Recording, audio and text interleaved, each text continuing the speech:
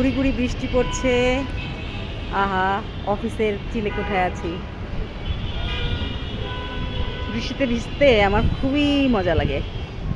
মনে হয় বৃষ্টি হলেই আকাশের নিচে চলে যায়।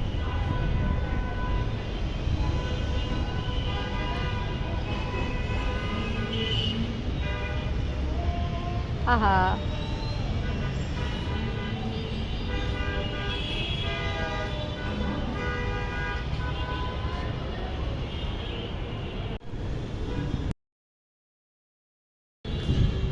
আহা,